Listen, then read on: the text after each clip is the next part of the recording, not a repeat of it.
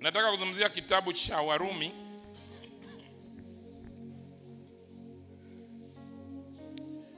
Warumi sura ya 12 mstari wa 11.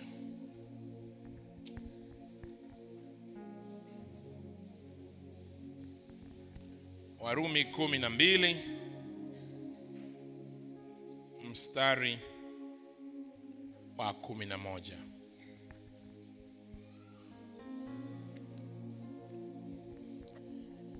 Kabla sijasoma Warumi 12:11, ningetaka kuelezea kidogo background ya msingi wa kitabu cha Warumi.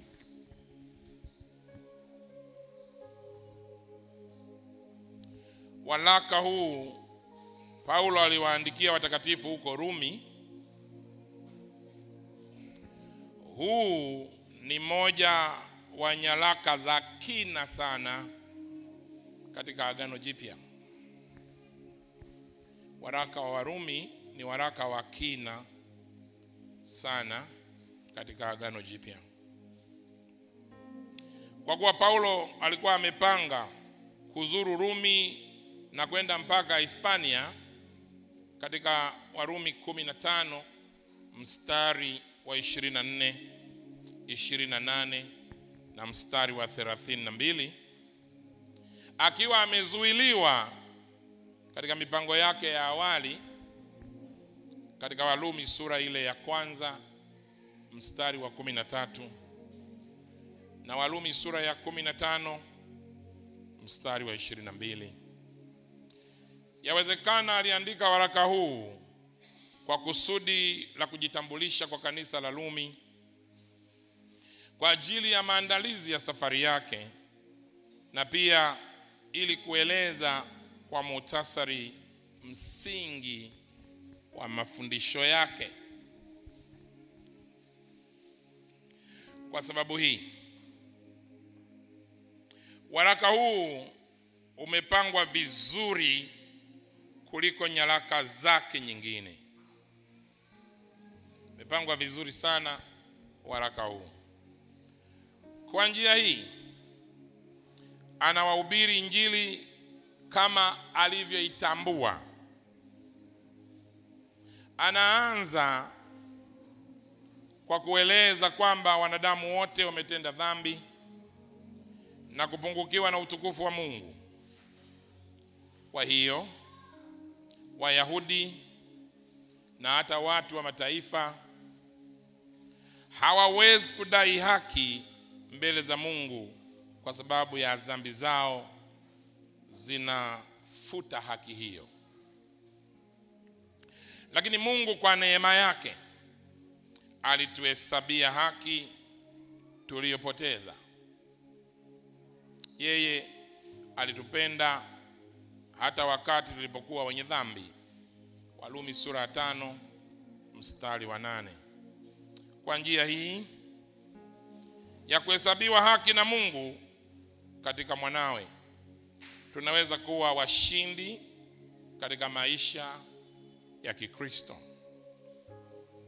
Kisha Paulo anaeleza nafasi ya Wayahudi katika mpango wa Mungu. Warumi sura ya 9 mstari wa 11. Anamalizia waraka wake kwa kutoa maonyo kadhaa wa kadha kuhusu maadili. Bwana Yesu apewe sifa nyingi. Andiko letu sasa, Warumi 12 mstari wa 11. Maandiko yanasemaje? Kwa bidii. Kanisa zima tuseme kwa bidii. Tena si walegevu. Tena kwa bidii, si walegevu, mkiwa na juhudi katika roho zenu, mkimtumikia Bwana. Kanisa zima kwa bidii, si walegevu, mkiwa na juhudi katika roho zenu, mkimtumikia Bwana. Somo langu kwa bidii, si walegevu.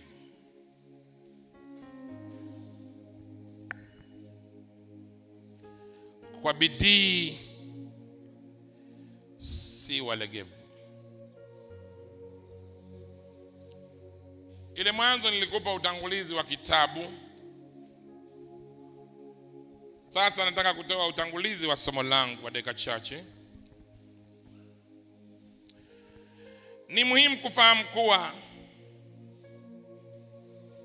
kila tunalolifanya duniani Mungu anataka tulifanye kwa bidii. Nitarudia sentensi hizo. Ni muhimu kufahamu kuwa kila tunalolifanya duniani Mungu anataka tulifanye kwa bidii. Kila tunalolifanya duniani Mungu anataka tulifanye kwa bidii. Kanisa zima tunaweza kusema kila tunalolifanya duniani Mungu anataka tulifanye kwa bidii. Kanisa zima.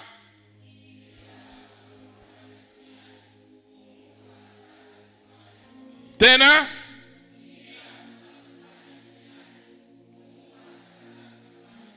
asante sana. Kufanya kazi ya Mungu kwa bidii.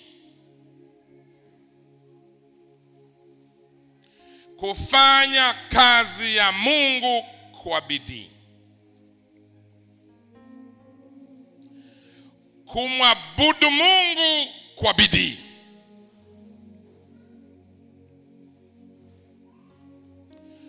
Kumuomba Mungu kwa bidii.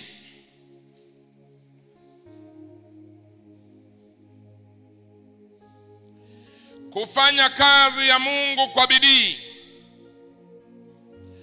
Kumwabudu Mungu kwa bidii. Kumuomba Mungu kwa bidii. Na kama kusoma neno kwa bidii. Kama kufanya kazi za kawaida kwa bidii.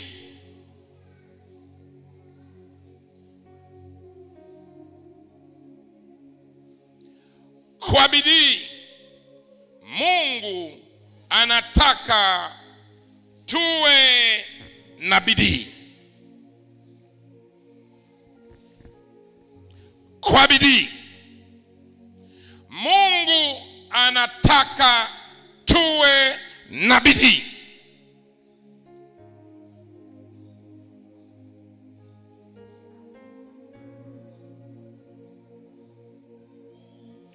Tuwe na juhudi.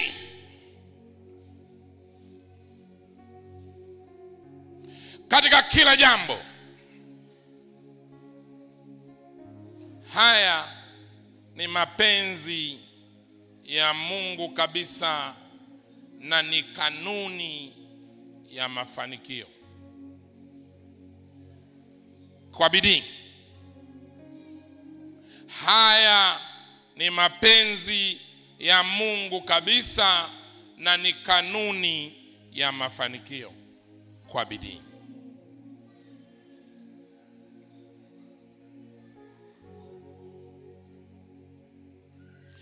Kama mtu anataka kufanikiwa katika kila jambo alifanyalo,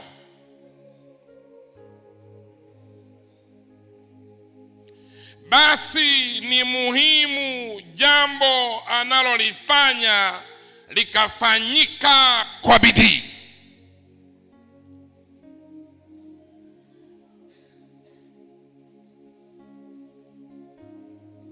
Neno la Mungu linaunga mkono utendaji wa kazi kwa bidii.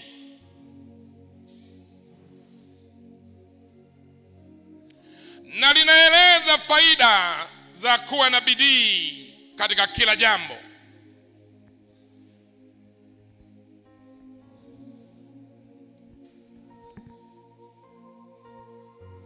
Linaeleza faida za kuwa na bidii katika kila jambo.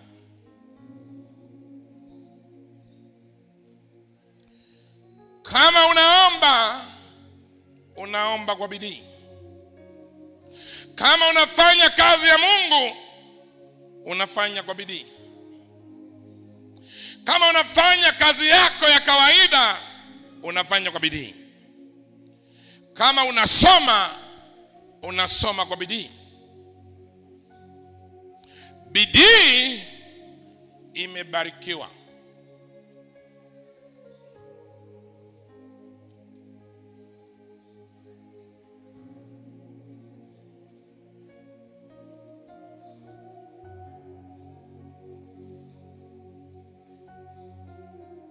Watu wanaofanya vitu vyao kwa bidii,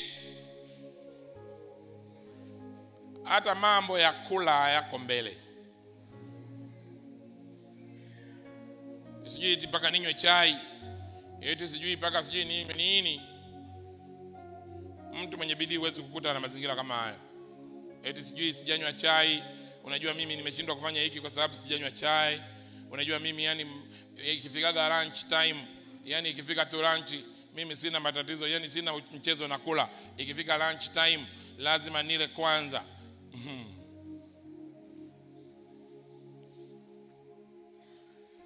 Watu wenye bidii, kula haiko mbele, ila kazi iko mbele. Shika mkono jirani yako, mwambie maneno hayo. Watu wenye bidii, kula haiko mbele, ila kazi ndio iko mbele. Tena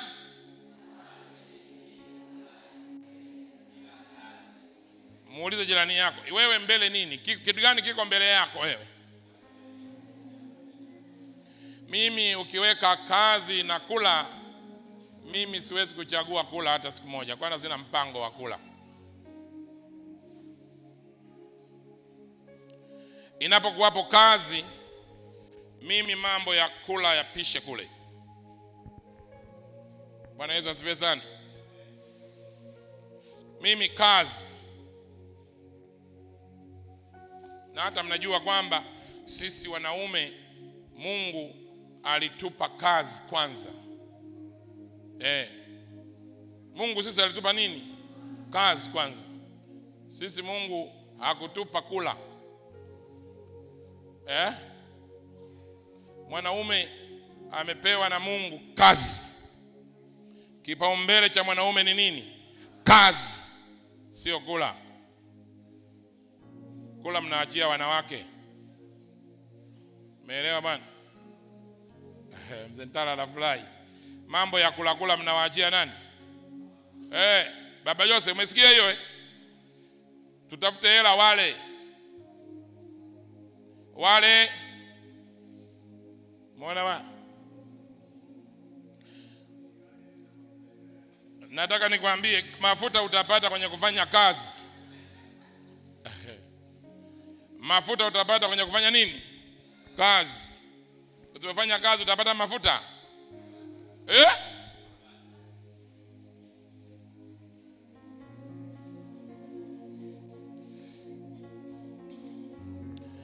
Kwa hiyo nimekuja niwaambieni, tunahitaji kufanya kazi kwa namna ya kitofauti kabisa. Hasa sisi wanaume, hilo ni jambo muhimu sana. Kazi. Unafanya kazi kama hautafanya tena. Uko tayari wakati wowote kwa kazi. Jamani, haleluya. Kwa sababu baraka yetu iko kwenye kufanya kazi.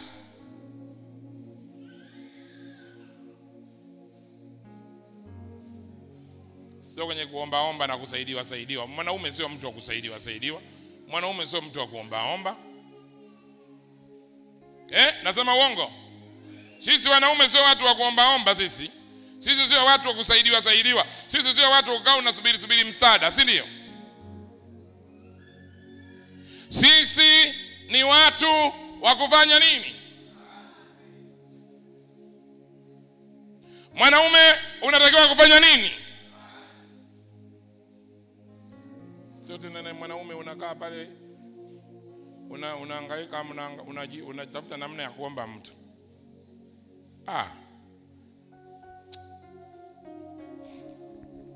Sisi wanaume bwana.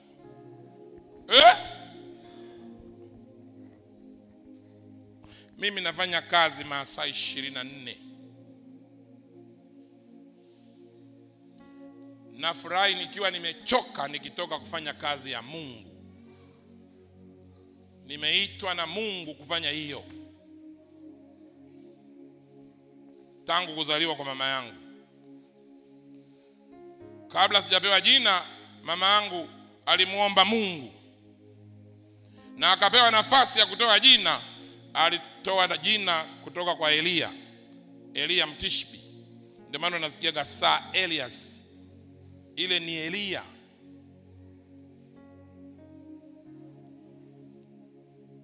Bwana Yesu asifiwe sana. Toka tumboni mwa mama yangu mimi nimewekwa kufanya nini? Kazi ya Mungu, na hamna mtu ataniondoa hapo.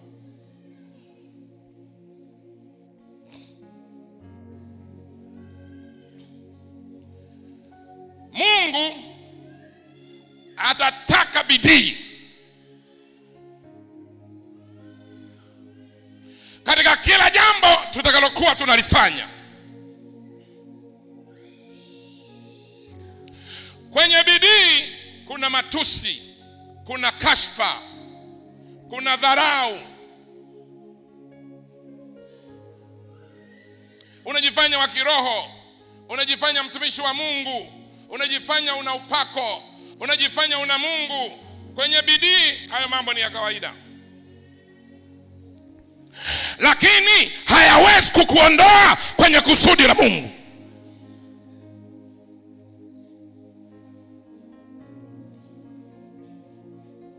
Unajifanya mchapakazi.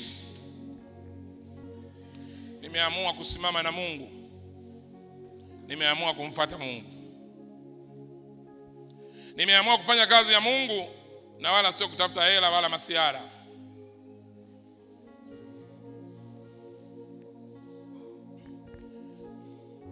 Nafanya hii kazi kwa bidii wala sio kwa ulegevu. Tufanye tunachofanya kwa bidii na wala sio kwa ulegevu.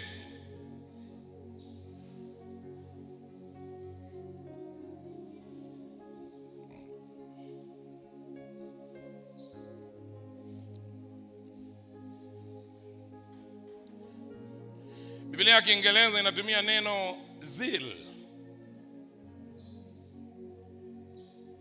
Zeal. Wakristo hawezi kujua zeal.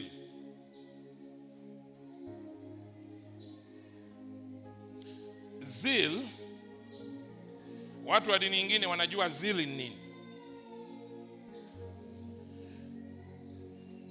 Kila unachofanya bora kifanyike, kama kitashindikana bora ufie pale, ndio zeal.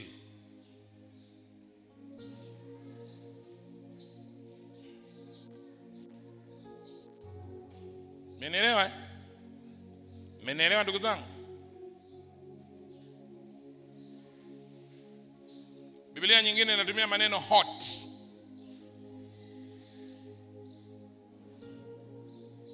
Nyingine inatumia maneno fight.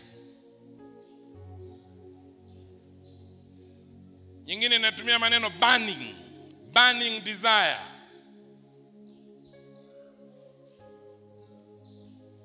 Earnest.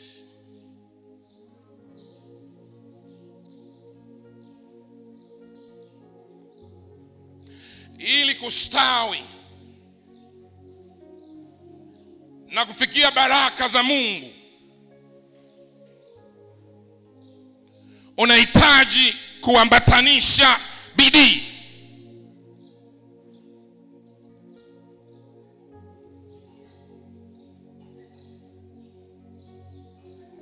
Umeelewa?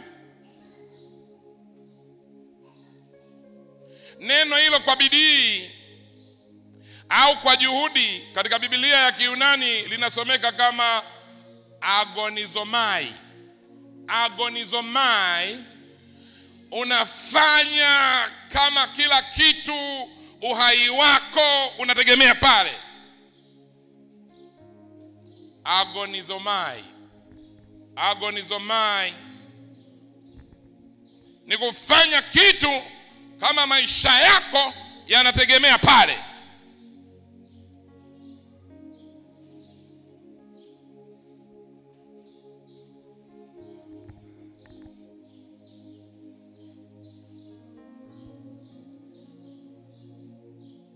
Maneno haya yote yanakazia kufanya kazi kwa bidii, kufanya kazi kwa juhudi, kufanya kazi kwa wivu, kufanya kazi kwa moto, kufanya kazi kwa muwako, kufanya kazi kwa shauku, kufanya kazi kwa viwango, kufanya kazi kwa ufundi na kwa njia nyingine zozote, lakini hakuna lugha ya kuelezea vema katika Kiswahili zaidi ya kukazia bidii na juhudi. Tuko pamoja mpaka hapo? Ama Kiswahili kizuri, kwa moyo wote. Mtu anayefanya kazi zake kwa moyo wote hawezi kufeli maishani. Hawezi kufeli.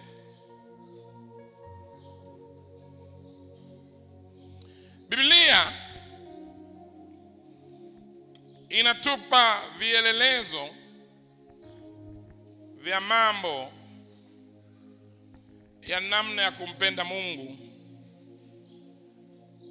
kwa moyo wetu wote.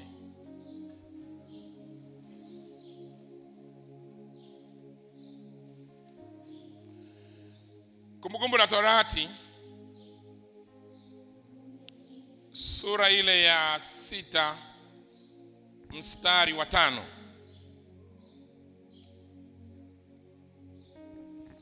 Neno la Mungu linasema hivi: nawe mpende Bwana Mungu wako kwa moyo wako wote. Mungu anapendwa kwa nini? Naam. Kwa moyo wako wote. Narudia tena, unampenda Mungu kwa namna gani? Na kwa roho yako yote, na kwa nguvu zako zote. Utanifuata?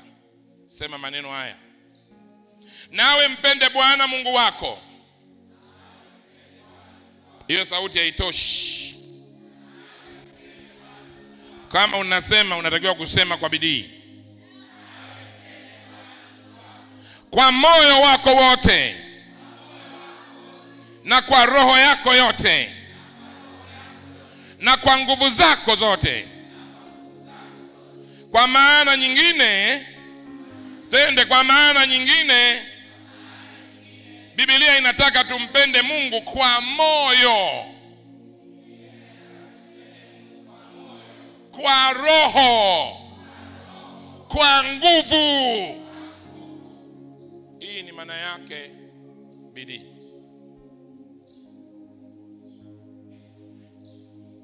Kumbe hata kumpenda Mungu unatakiwa umpende kwa moyo wako wote, kwa roho yako yote, na kwa nguvu zako zote.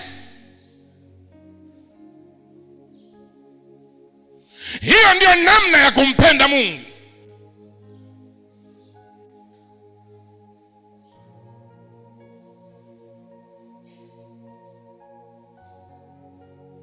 Kama hiyo ndio namna Mungu anataka, basi pia hiyo ndio namna ya kufanya kazi yako.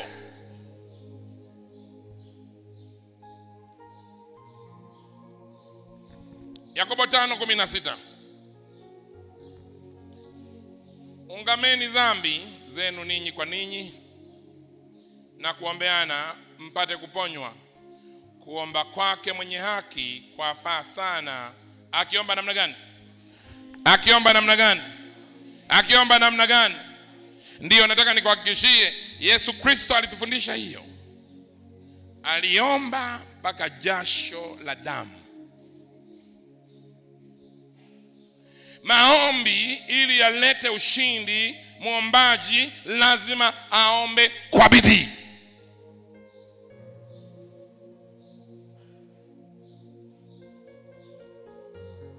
Omba kwa bidii.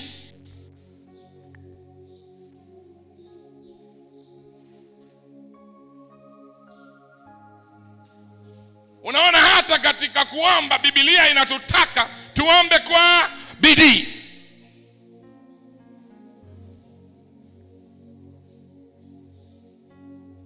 Matendo ya Mitume sura ya 12 mstari wa 5. Basi Petro akalindwa gerezani, nalo kanisa likamwomba Mungu kwa juhudi kwa ajili yake. Umeona? Umeona? Kanisa likamwomba Mungu kwa nini?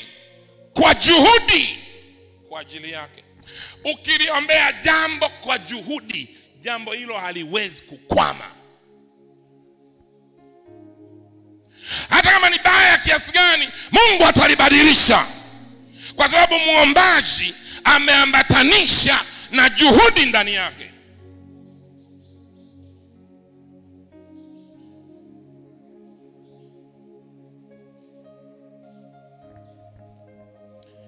Matendo ya Mitume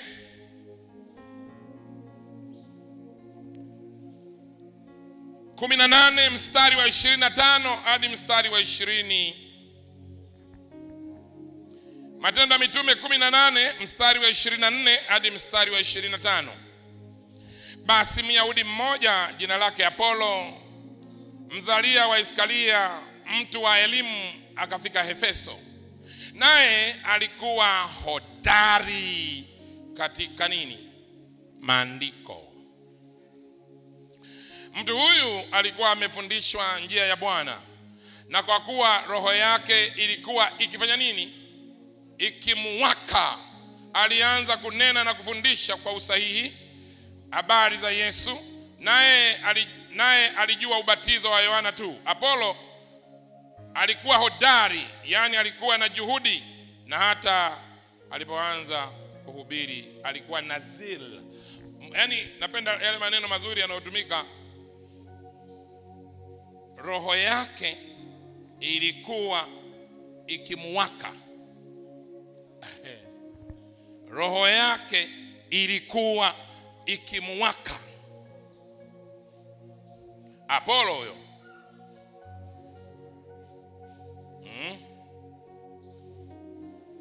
Lakini utaona neno alikuwa hodari. Katika kizazi hiki, ili uweze kufaulu, lazima uweze kuwa hodari. Lazima uwe hodari katika jambo lolote. Ili uweze kutoboa, unahitaji kuattach uhodari. Uhodari ndio utakao kutenganisha na watu wengine wa kawaida. Lakini napenda kukuambia haitakuwa rahisi. Uwe tayari kudharauliwa. Uwe tayari kusemwa vibaya.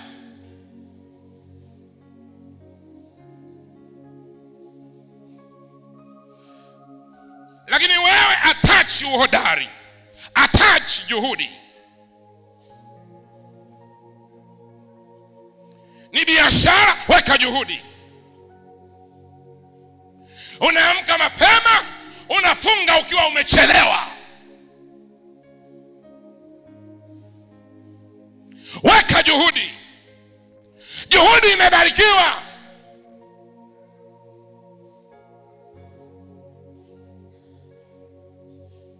Maandiko yanasema, umewahi kumuona mtu mwenye juhudi?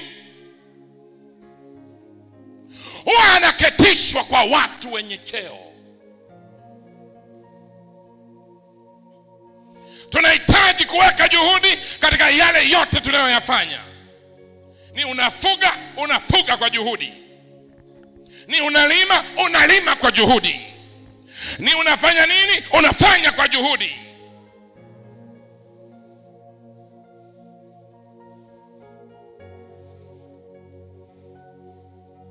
Amen. Amen. Yesu Kristo siku moja alienda mama yake na ndugu zake wanataka kumtoa katika kazi. Wanawatuma wanafunzi, wanamwambia, nenda kamwambia Yesu, mama yako na ndugu zako tuko hapa nje tunakuita. Yaani Yesu anatakiwa awaache watu walioitiwa na Mungu ili kuonyesha uspesho wa wanafamilia yake. Alisemaje? Alisemaje? Baba yangu na mama yangu ndio hawa wanaolisikiza neno langu na kulifuata, mbele za watu.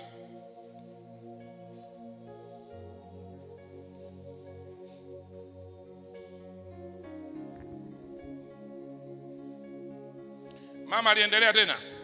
Maana alikuwa anataka kujifanya ajionyeshe yeye ndio mama mzaa chema. Yeye ndio mama wa maana.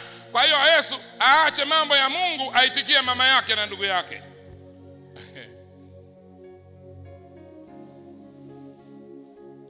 Mama yangu na ndugu zangu ndio hawa wanaolisikia neno la Mungu na kulifuata.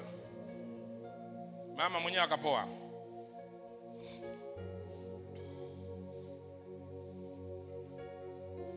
Watu watataka kukutoa kwenye wito wako kwa ubinafsi wao.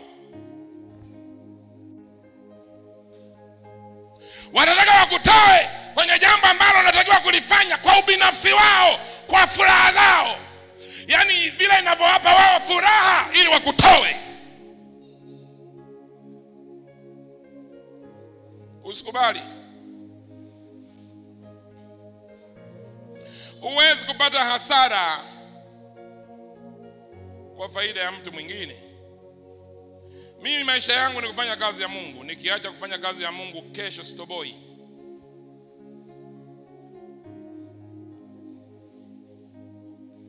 Kesho haifiki.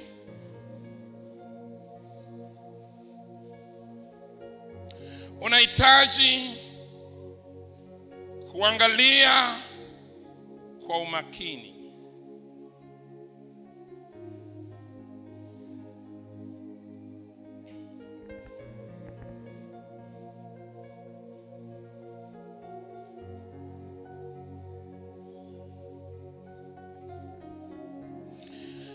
Waebrania sura ile ya 12 mstari wa 14.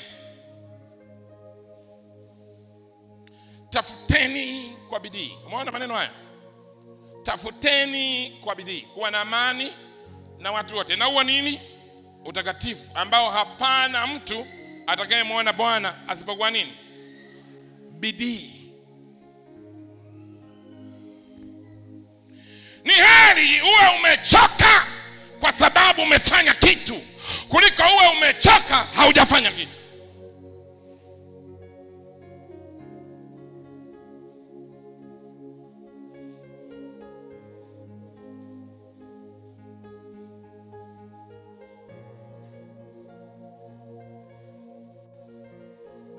Mwambie jirani yako, ni heri uwe umechoka kwa sababu umefanya kitu, kuliko kuwa umechoka na haujafanya kitu.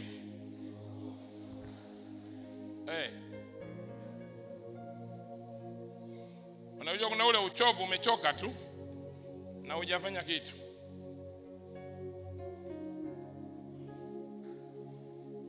Lazima kama umechoka, uwe umechoka kwa sababu umefanya kitu. Mithali 8 mstari wa 17. Na wapenda wale wanipendao, na wale wanitafutao kwa bidii watafanya nini? Wataniona. Kwa hiyo Mungu ukimtafuta kwa ulegevu huwezi kumuona. Mungu anaonekana anapotafutwa kwa bidii.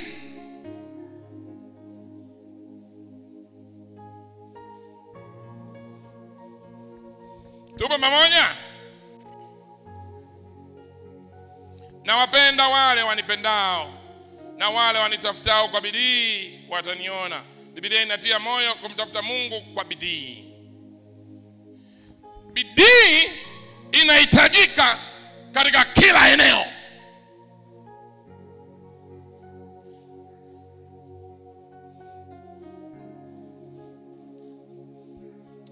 Mfalme mmoja alikuwa anapenda sana wanyama na ndege. Sasa siku moja mfalme huyu akaenda akanunua ndege wawili wadogo wadogo. Wale ndege wawili wadogo wadogo wale mfalme alinunua walikuwa bundi. Akawapenda. Bundi wana sura fulani hivi. Mfalme akapenda bundi. Nyinyi mkimwona bundi mnasemaje? Bundi ni ndege tu. Akawafuga pale mfalme. Lakini baadaye yule aliyekuwa anawasimamia wale bundi, ikiwa walikuwa wakiota manyoya, anawatoa. Mfalme kila akiwatembelea anasema, bundi wamekuwa wakubwa lakini mbona hawaruki? Yule msimamizi wa ndege wale anasema, na watoa manyoya hao. Akasema hapana, furaha ya ndege kama hawa pia wakipata uhuru wao wa kuruka. Akasema wakiruka hawa hawatarudi. Akasema hapana, nimewachukua tangu wadogo hawa, hata kama wataruka hawa watarudi. Napenda nione wanavyoruka. Basi yule aliyekuwa anawasimamia akasema, basi sitawatoa tena manyoya wakiota. Akasema nataka nione wanavyoruka. Sawa. Siku ya siku wakaota manyoya. Yule bwana akamwambia mfalme, njoo wameshaota manyoya, nataka sasa tuwatoe waruke. Akasema sawa. Kwa mfalme akaenda pale akasema, haya waachilie waruke. Bundi mmoja akaruka, mmoja akabaki. Mfalme akafurahi sana kwa yule bundi mmoja aliyeruka. Yule bundi akaenda mpaka akapotea hivi. Baadaye yule bundi akarudi, akatua. Mfalme akasikitishwa na bundi wa pili ambaye hakutaka kutoka kwenda kuruka. Akasema, huyu anaugua. Sema hapana, mbona haruki? Sema hata sisi hatujui. Kila wakimnani anafanya tu bawa lake tu hivi, anarudi. Ile jambo likamsumbua sana mfalme. Alipoondoka pale akawa anawaza, kwa nini yule ameruka vizuri, ameenda na amerudi, kwa nini huyu mwingine hajaruka? Kwa akamtafuta mtaalamu wa mambo ya mifugo, akamtafuta bwana mifugo, akamuita nyumbani, akamwambia, bwana mimi nina bundi wawili, niliwachukua siku moja, lakini ninasikitishwa na mmoja anaruka, mmoja haruki. Lakini kila tulipofanya namna hakuweza kuruka. Kwa hiyo niambie, tutafanyaje ili yule yeye aruke? Kwa sababu ana kila kitu kama alichonacho mwenzake, na wana umri sawa. Yule bwana mifugo akasema mimi nitafanya jambo, ataruka. Akasema sawa, nenda kafanya jambo hilo, nitafurahi nikipata ripoti ya bundi kwamba ameruka. Yule bwana mifugo akaenda akamkuta bundi wako wawili, akaelekezwa na yule aliyekuwa anawasimamia pale. Akasema bundi anaoongelewa mfalme ni hawa, amewakuta kwenye kitawi tu cha mti wamesimama hivi. Akawatisha. Yule anayejua kuruka akaruka zake, akaenda zake, akazunguka, akasema kwa nimegundua mwenye matatizo ni huyu aliyebaki. Akasema huyu anasumbua sana, anampa mawazo mfalme. Mfalme anawaza kwamba ana shida gani huyu. Yule akasema leo ataruka. Akachukua mkasi, lile tawi amekaa yule bundi, akalikata na mkasi. Lile tawi likaanza kuanguka, yule bundi akaruka. Upo hapo. Akamwambia mfalme tayari ameruka. Mfalme akasema umemfanyaje? Akasema nimekata tawi. Kuna watu hapa mna uwezo wa kuruka ila bado mmekaa kwenye tawi. Umeelewa? Tumekuja tukate tawi. Nasema tumekuja tukate tawi. Na tukikata tawi unaruka kama wengine wanavyoruka kwa jina la Bwana. Unaweka biashara yako sawa, unaweka bidii sawa, unaweka maombi yako sawa, unaweka na bidii sawa, unaweka muda wako sawa, unaweka na bidii sawa, alafu unachanua kama wengine wanavyochanua kwa jina la Yesu.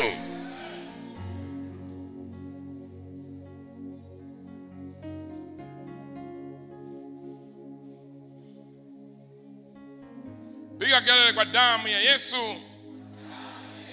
Nakataa kuwa katika tawi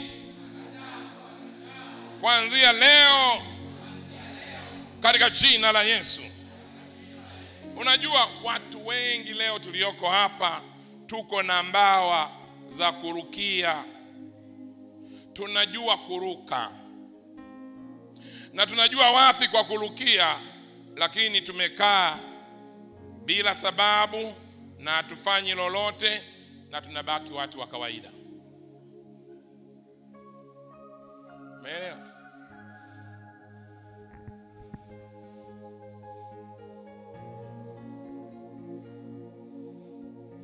Tunajua pa kurukia, tunajua namna ya kuruka, ila tumefanyaje? Tumekaa. Mungu atafanya jambo, umekaa. Na maamini Mungu atafanya jambo, ila umefanya nini? Umekaa. Mungu anasema anabariki kazi za nini? Za mikono yako. Wewe hamna mahali popote unaweka nini? Mkono. Ila umefanya nini? Umekaa.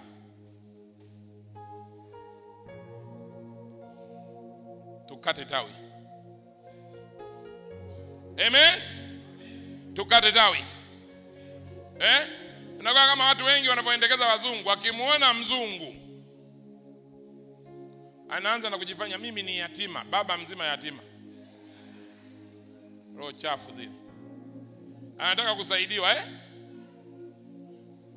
Wazungu pia nao ni maskini tu kama wa maskini wengine. Unajua kwa sababu tu watu hamjapata exposure. Mngepata exposure, mngegundua wana matatizo kama tu tulionao sisi. Tena katika nchi, mnafikiri kwa nini wazungu wanataka wa Afrika sisi tupotee wote? Kwa sababu Afrika ni bara lililobaki na fursa nyingi kuliko mabara yote. Ndio maana wanatamani wakati wote watuletee magonjwa tufe ili waje wafanye kitu huku kwao hakuna hata fursa. Sisi hapa fursa ni nyingi. Unategemea mzungu kila siku kutembeza bakuli. Omba, saidia baba, saidia. Saidia baba, saidia. Unajipendekeza kwa wazungu ili uombe, saidia. Saidia. Saidia. Wazungu wanafiki. Wanafiki. Rafiki yangu alikuwa anawasengenya wachungaji wanaomwomba msaada na mimi niko naye. Yule rafiki yangu nimleta hapa. Watanzania wanampigia simu wachungaji, wanajieleza, uje uone, eti anamwambia mzungu, uje uone nimeanzisha darasa la watoto, njoo uone, na uje useme na watoto, uje pia useme na kanisa. Mzungu ananiambia, huyu bwana naye anaomba mno, huyu alikuja Marekani nimemsaidia sana, na bado nimekuja Tanzania anataka tena nikamsaidie, watu hawatosheki. Nikamwambia mzungu, acha usengenyaji wako.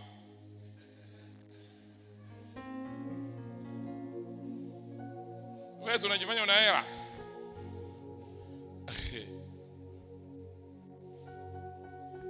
Nataka niwaambieni hivi, hela ya kupewa haiwezi kuwa tamu kama hela ya kutafuta mwenyewe. Hela ya kupewa haina heshima kama hela ya kutafuta mwenyewe. Si kama unanielewa? Hizi hela za kupewa hazinaga heshima, zina maneno machafu nyuma yake. Mimi nilimsaidia yule, mimi nilimfanyia yule. Lakini ni wakati wako wa kusimama na kufanya mwenyewe na kupata mwenyewe na kuinuka mwenyewe na kuchanua mwenyewe. Kuna heshima, kuna raha, kuna utulivu, kuna amani, na wataka watu ambao wanao uwezo ndani yao wa kufanya vitu vikatokea. Umeelewa? Hebu sema fire.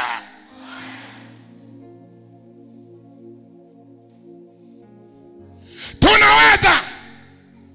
Ngoja niwaambieni, maisha yanataka mtu aggressive. Maisha yanataka mtu anayesimama. Nataka nikwambie, vitu vingi vya kupewa havina raha kama kidogo cha kupata mwenyewe. Nataka niwafundishe hapa jeuri ya kutafuta maisha we mwenyewe, jeuri ya kufanya wajibu wako we mwenyewe. Ni bora kupata 5,000 mwenyewe kuliko kupata 500,000 ya kupewa. Si kama unanielewa? Ni afadhali upate 1,000 we mwenyewe kuliko upate 2,000,000 za kupewa. Kuna raha kwenye 1,000 ya kutafuta mwenyewe kuliko 2,000 za kupewa. Sijui kama unanielewa. Piga kelele, sema fire. Sema tena fire. Mungu anawatafuta watu watakaosimama, waweze kutafuta pesa, waweze kutafuta maisha, waweze kuleta tofauti. Unao uwezo, unayo hiyo nafasi, unayo hiyo baraka. Ni wakati wako wa kusimama kwa damu ya Yesu. Umeelewa? Ingia hiyo dozi. Hakuna kutembea unatiatia huruma ili uhurumiwe. Ukizoea kuomba watu watakudhalilisha. Umeelewa? Mungu anataka tutie bidii kwenye vile tunachofanya. Ni karanga zako unauza, tia bidii. Ni nguruwe zako unafuga, tia bidii. Ni mkaa wako unapima, tia bidii. Ni sabuni yako unauza, tia bidii. Unaweka maombi, unatia bidii. Wewe unanielewa? Unako mapema na furaha, unaiombea biashara yako kwa raha, unatia bidii. Unapata kidogo kimetokana na kazi yako, unapata kingi kimetokana na kazi yako. Ndio kama unanielewa.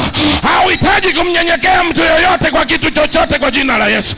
Tunakataa roho ya uomba kwa damu ya Yesu Kristo. Biblia inasema kwa bidii wala sio walegevu.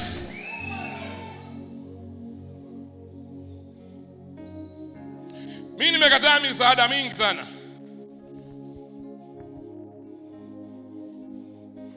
Eti takununulia kiwanja. Nikasema unanunulia kiwanja? Mimi mwenyewe nitakuwa nafanya kazi gani?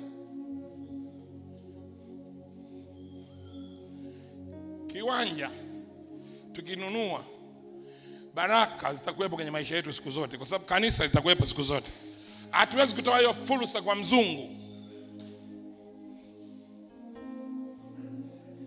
Watu wanashinda kwenye internet wanaomba misaada kwa wazungu. Anajieleza mimi ni yatima, anajieleza nimetoka Kipalapala, ana attach na picha za watu waliozeeka, anasema huyu ndio mjomba wangu alosalia. Ni kujidhalilisha tu.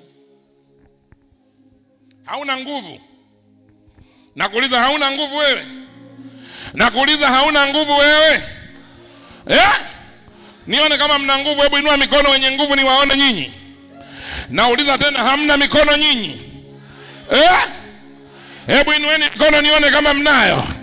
Unajua kwa nini Mungu amekupa hiyo mikono? Inua juu mikono. Unajua kwa nini Mungu amekupa hiyo mikono? Nimekuja leo kuipaka mafuta hiyo mikono. Hiyo mikono ikusanye. Hiyo mikono ilete baraka. Hiyo mikono ifanye vitu vitokee. Hiyo mikono ifanye maisha yako yabadilike. Na bariki hiyo mikono kwa damu ya Yesu. Na bariki hiyo mikono kwa jina la Yesu. Kwa mikono yako hautafeli. Kwa mikono yako hautaaibishwa. Kwa mikono yako hautanyenyekeshwa. Kwa mikono yako hautadhalilishwa. Kwa damu ya Yesu Kristo wa Nazareti.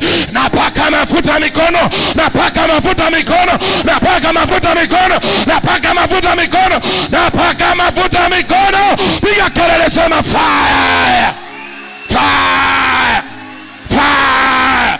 Fire. Fire. Fire.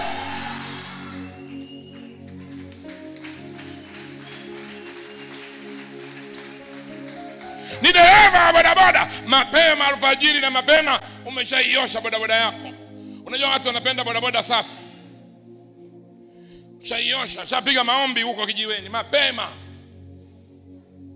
Kuna mimi nataka kupanda bodaboda, naangalia mpya ama safi, na naangalia kama ina setimia. Sipandi bodaboda mimi ya kienyeji, panda mpya ama safi. Umeona? Sio bodaboda ina matope. Wewe mwenyewe mwendesha bodaboda kama umetoka kubeba mkaa,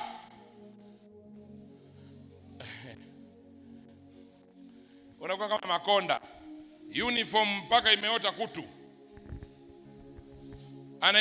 Anaivaga tu akimwona trafiki huyo, mwela huyo, anachukua anaitundika, wakimpita trafiki anaitoa. Hamjaona hivyo?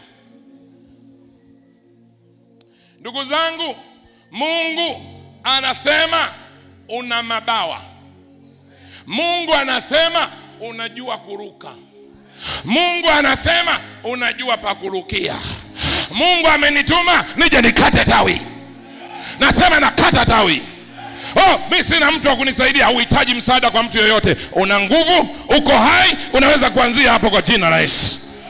Sijui kama unanipata, nipate amina. Sijui kama unanipata, nipate amina. Unajua kile unachofanya kinakupa pesa, unakiheshimu na unakizingatia. Watakuziaki watu, wewe wakuuza mkaa, wewe sio wakuuza mkaa. Lakini nataka nikwambie, unaweza ukawa wakuuza mkaa na kesho kamlisha jirani. Unaweza kuwa wakuuza mkaa na kesho kaanzisha kampuni. Unaweza kuwa wakuuza mkaa na kesho kafungua mradi. Sijui nataka ni mtu mmoja anielewe. Nisikie shangwe na fire. Nisikie shangwe na fire. Nisikie shangwe na fire. Nisikie shangwe na fire. Na nataka kusema hakuna kuonea aibu kazi yako, kwa sababu kazi yake haikulishi wala haikuvishi. Kama yeye ni afisa, wewe sio ofisa. Kwa hiyo kila mtu aheshimu kazi yake. Kila mtu apende kazi yake. Kila mtu ajitoe kwa kazi yake. Kila mtu awe na muda na kazi yake. Kama kazi yangu haiheshimu, mimi pia yake siiheshimu. Ndio maana mimi nafanya yangu na yeye anafanya yake. Sijui kama unanielewa. Sijui kama unanielewa. Hebu sema fire. Hebu sema fire, fire, fire, fire, fire.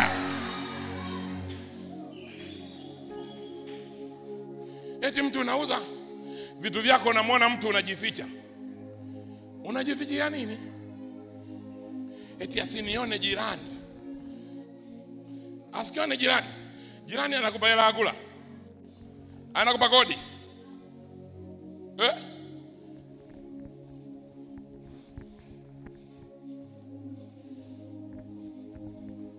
Umekuja kutafuta maisha? Muulize jirani yako, umekuja kutafuta maisha? Au muulize, wewe unasema unasoma? Wewe unayesoma, sisi tunatarajia kufaulu. Hatutaki sababu zozote sisi kutoka kwako. Mwalimu anaongea Kiingereza anachanganya na Kichina. Sisi hatutaki kujua. Sisi tunachojua, wewe unatakiwa kufanya nini? Full stop. Hatutaki story. Watu walioshindwa huwa wana sababu nyingi.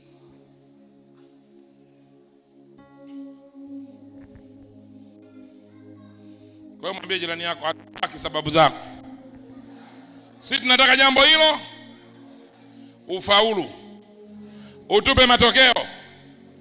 Tumeelewana hapo? Acha sababu. Watu walioshindwa wana sababu hivi. Mvua ilikuwa inanyesha. Kwani wewe sabuni? Ukinyesha unayeyuka sabuni wewe? Amuwaoni wafanyakazi wa serikali na mvua inanyesha na bado anaenda kazini? Hamjai waona? Sio watu wale. Atatafuta kila namna aende wapi? Kama atanunua joho la kuvaa juu ili asiloane ama mwamvuli mkubwa, lakini ataenda wapi? Hizo sababu zako zinakufanya ukae nyumbani ni zipi? Nimeona wingu. Wingu umekuwa wewe mtu wa idara ya hali ya hewa.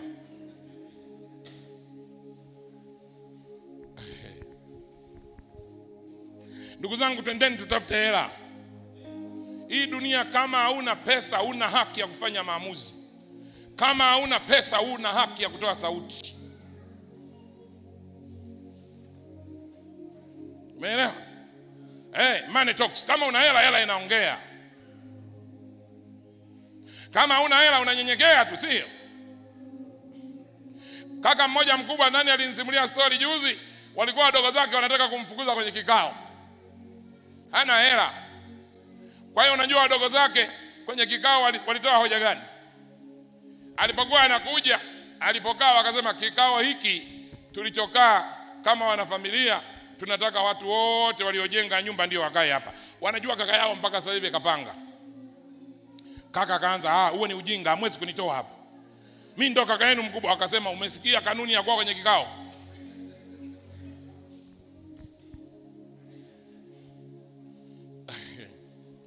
Umeelewa sijui?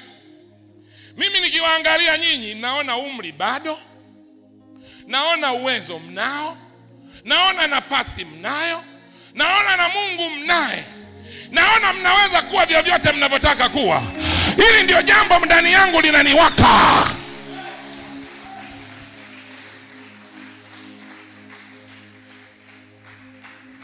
Hili ndio jambo linaniwaka ndani.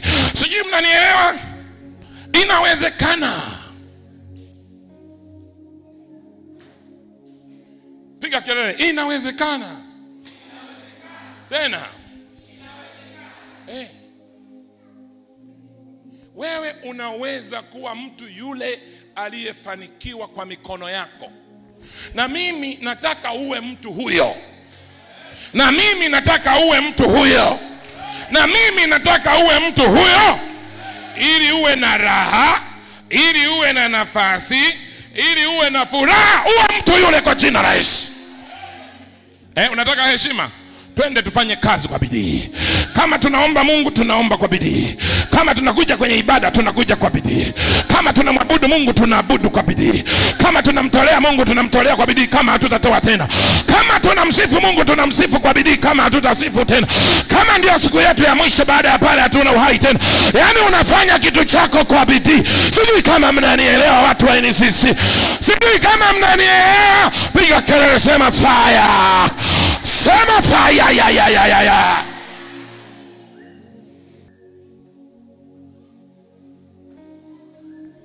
Mmefika andiko?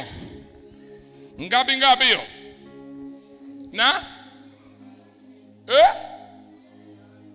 Mithali ngapi? Mithali ngapi? Mithali 14. Hebu msome kanisa zima hilo andiko. Someni.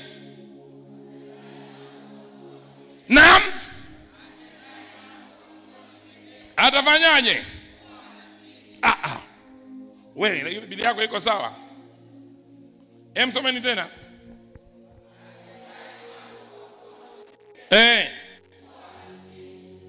Huwa nani?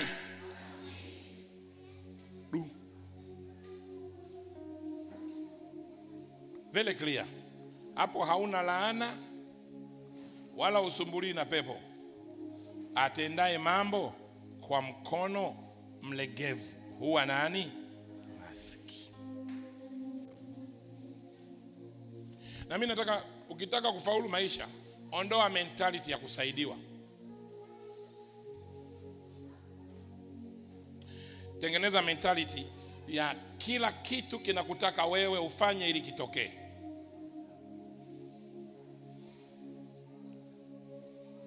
Umeelewa?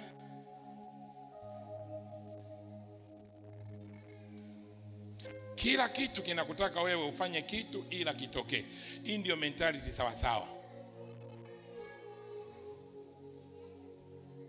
Na kwa wanaume mnanielewa vizuri zaidi.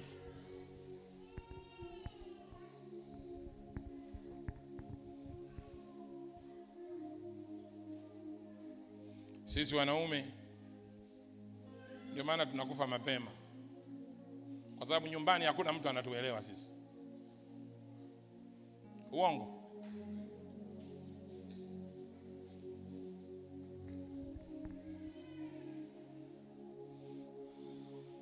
Nyumbani kwenu wanawake wenu wanajua furaha yako ni nini? Wanawake nyumbani wanajua furaha ya mwanaume wa nini? Wanajua hicho kitu? Hawajui.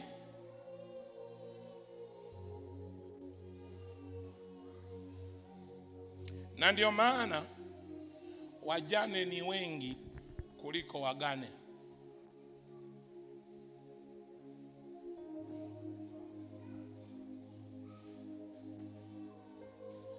Kwa mfano wewe Enoki, sasa hivi wewe ndio mkuu wa familia.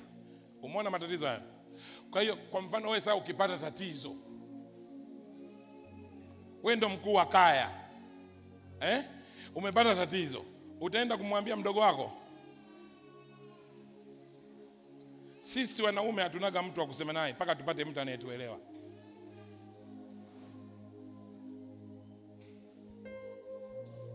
Utasema naenda kwa baba. Yupo? Wewe kama mimi tu.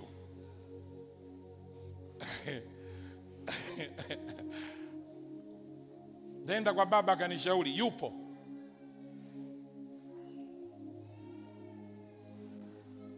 Hiki kizazi kuwa mwanaume ni jambo gumu sana kuliko watu wengi wanavyofikiria.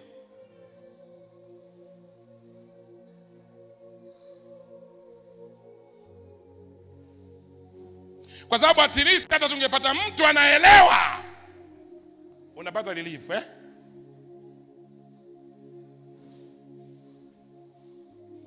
Sasa unajua kama mwanaume huwezi kwenda kuomba msaada kwa mtu, huwezi kwenda kumweleza mtu.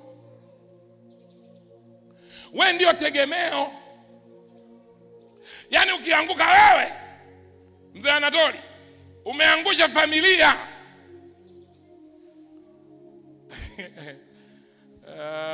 Yaani wewe ndio uti wa mgongo. Yaani ukikata hatembei mtu. Kwisha habari.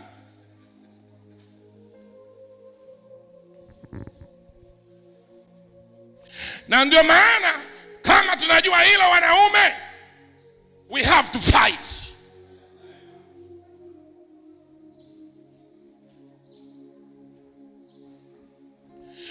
Wanaelewa nyumbani sawa, hawaelewi pia sawa vile vile. Kwanza tutegemee wakaelewa. Kwa hiyo tumeshazoea. Anasema pole sawa, anasema wewe mwehu sawa sawa. Mbe Bwana makofi ya shangwe kama unaipenda hiyo. Unajua kuna saa wanawake wanataka sisi tuwe wanaume wa nyumbani. Yaani mahali yupo na mume wake yupo. Hakuna kitu kama hicho duniani. Maisha hayawezi kwenda.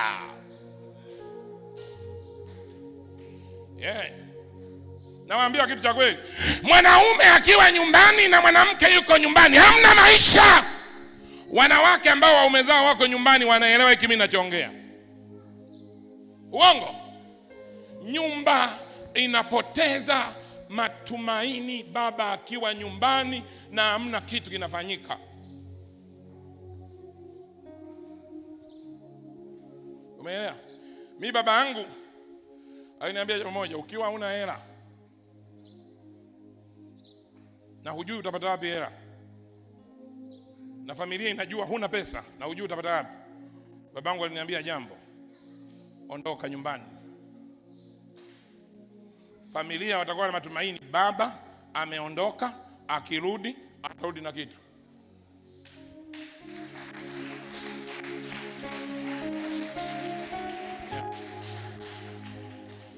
Badala ya kuwa umekaa nyumbani mnacheza karata na mkeo. Wanawake wanapenda sana kukaa na waume zao nyumbani. Mimi namwambiaga mke wangu, mimi sio wa nyumbani, siwezi kuwa wa nyumbani. Mimi ni wa kazini, kanisani, kwenye nyumba ya Bwana.